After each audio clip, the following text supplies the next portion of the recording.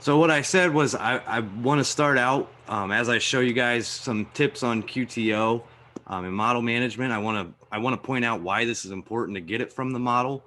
What we're doing is we're making model-based decisions. We're ordering parts and pieces off of a model for our fabrication shop. We're actually fabricating off of this model, but what we do oftentimes is we revert back to the VDC team to get us this information.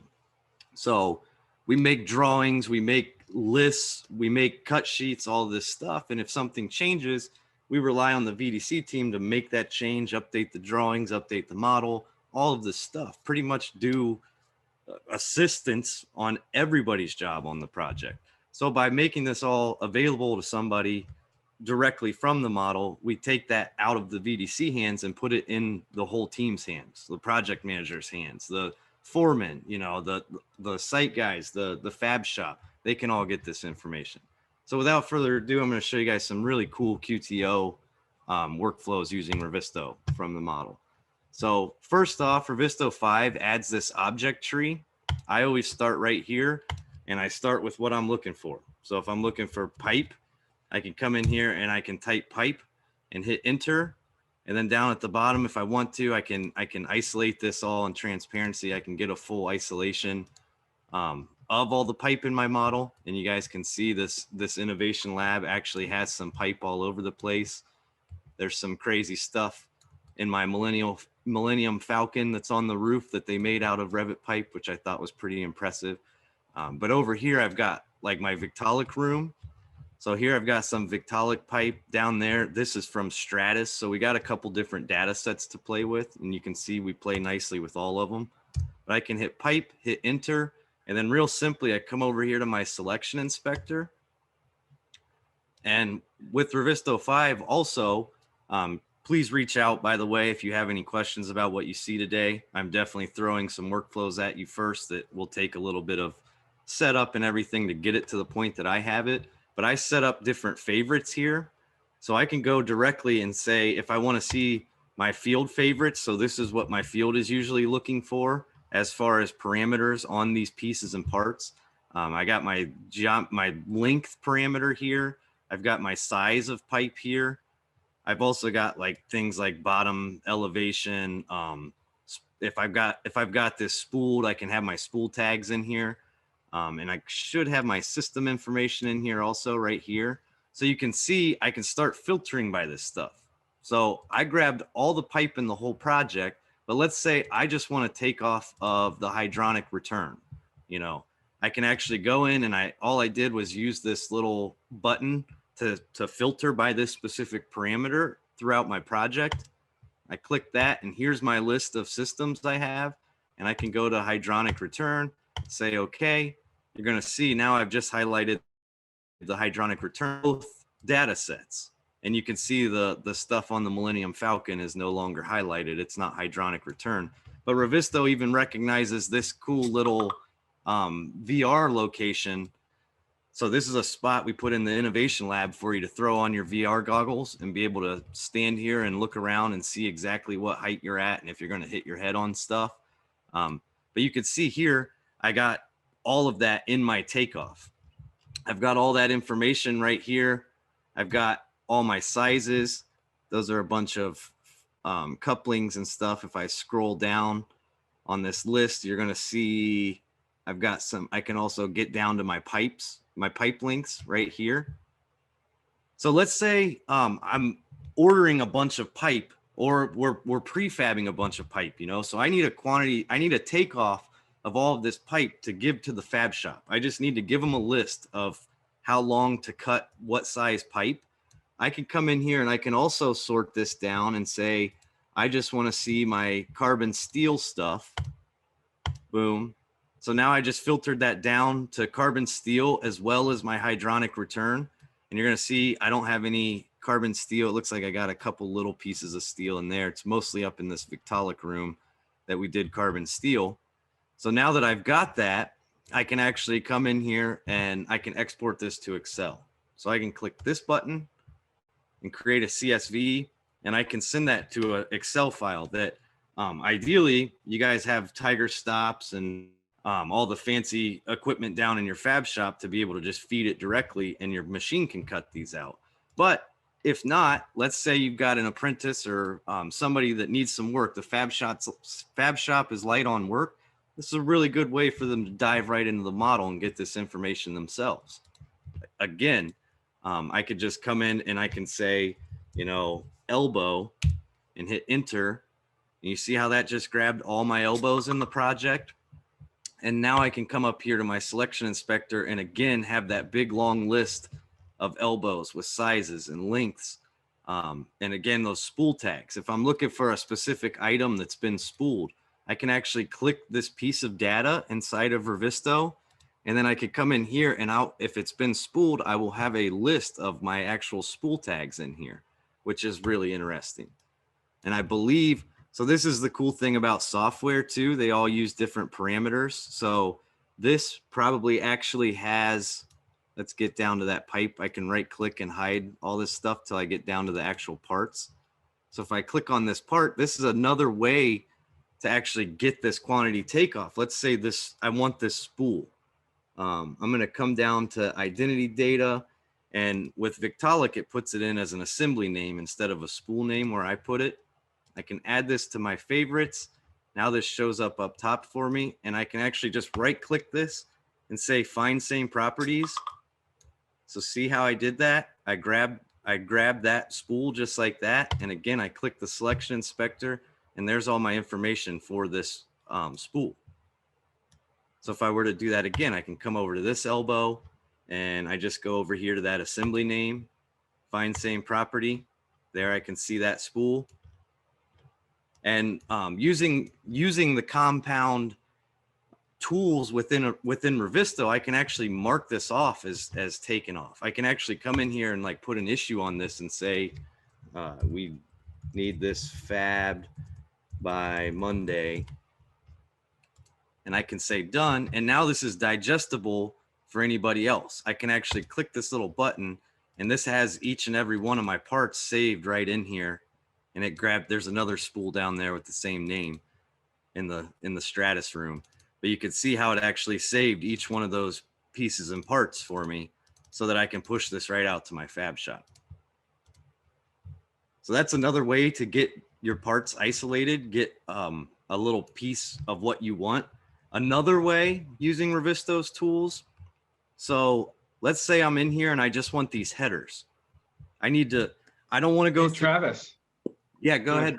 Can I pause you there for a minute? So when you're talking about when I want to see this, when I want to see that, are you speaking as your role as a former detailer and coordinator? Or are you speaking more so from a project manager, general foreman, superintendent in the field, or both? A little bit of both, but more so we want to enable the people outside of VDC here, because the VDC team can access this in Revit. We can do it all. We kind of have held the keys for years, and the idea here is that now instead of the VDC team being required to make perfect projects with perfect labels, and I'm sure anybody listening has had like a label missing and a foreman that can't install it without that missing label. Makes sense. Or they try to install it and it's wrong. They guess that it's supposed to be 10 feet, but you actually meant 1 foot, those type of good things that happen, we could totally avoid them now. Now, if you have the question of what that header is, I'm going to take the insulation off and then I'm going to click this. If you want to know what the length of that header is, I come in here and I click it and I look right there. I don't even have to click it actually. I can hover over this and there's my size and length. I also mentioned that the superintendent or foreman in the field can do that on his iPad with all that data right there at his fingertips. Absolutely. So Revizto is based on Unity. We're built on Unity, which is a gaming engine, and it plays very nicely in the mobile workflow. And everything I'm showing here today is easily done on an iPad. So that's the big deal here, is we're putting this directly in their hands to be able to do this anytime they want, anytime they need, instead of going back to VDC. And I always like to point this out. Us fabricators know the importance of this, but that pipe doesn't stop here at that fitting. And sometimes as detailers, we might do like a fitting to fitting dimension. You might do that face to that face. Well, then your cut link's going to be wrong. You're going to be an inch off here because it actually goes back into that Victaulic coupling. So again, this is a really good way to put people into the model and confirm if you're worried that the detailer didn't detail it right or anything like that. You can come in here and you can see it for yourself and make sure it's good before you order the materials or do any of the fun things you're going to be seeing this week. So is it important for, as a general foreman, when they're looking at this on in their mobile device in the field, does this take a lot of setup? Do they have to create this view themselves? Can somebody help them? How quickly can they get this view and get these dimensions or the spool or send that CSV? How easy is that? That's a good point too, Mark. So the cool thing from the VDC side is that now we can drive that to happen. I can help. I can say, if you want this header takeoff, I can come in here. I can select the header for you and say, this is the header, and this is another tool of Revizto that we'll cover week. If you guys see any of our sessions, feel free to jump in and you'll see how we use this. But I can come in here and I can circle that, grab that. And now if I click 3D here, and if I go over to one of these that I made earlier, and then back to that header one, you see how it stays selected. So something I want to point out with this is if I go to that selection inspector, see how, well, there I only grabbed insulation, but you see how that's all selected for me? If I go back over here and go to that, it's going to reset my selection. So I can actually save my selection rather than sending a PDF and relying on the PDF communicating it correctly. I can grab what I want to send to the fab shop or grab what I want to order, and then we can put an issue on it. And now we can track that that's taken off. And there is a way in Revizto also to mark that off as taken off. So I want to show a third way of being able to kind of find some parts, and that's you can hold control and you can grab multiple points. So here I'm grabbing the extents of this pump header return and supply, and then I just hit my scissors up here. And here, let's do that again. I'm going to reset my scissors at the bottom and just click the scissors at the top. See how that gives me a nice, neat little section box, and I can push and pull this to make it a little more inclusive of all this pipe if I want to. But now that I have that selected, I can find stuff based on that box. So I can say find objects and use my section box. I find all of them. And if I uncrop this, you're going to see I literally just grabbed just that area. So this is something like a cross selection box in Revit or CAD. But you can see I can grab those really quick. And now I can have that in my selection inspector. And again, this is a really good way that now, if I want to drive this to Mark's point, maybe as VDC, instead of before I finalize this, maybe I want to get some field input. In my situation, more so than the field input, I wanted the person who was turning this valve to tell me if he could reach the valve, because honestly, I didn't even know if the valve was supposed to go up or down when I was a rookie VDC person.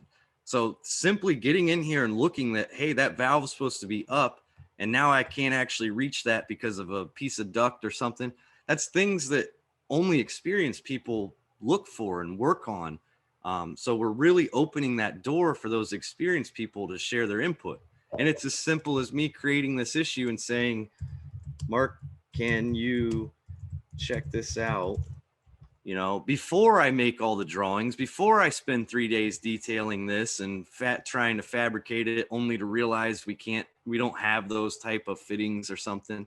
And you can see here, it's got that whole list saved, and I could just send this right over to Mark, just like that. And now it's in his issue. He can come in here and add the chat comments, anything he wants to add that.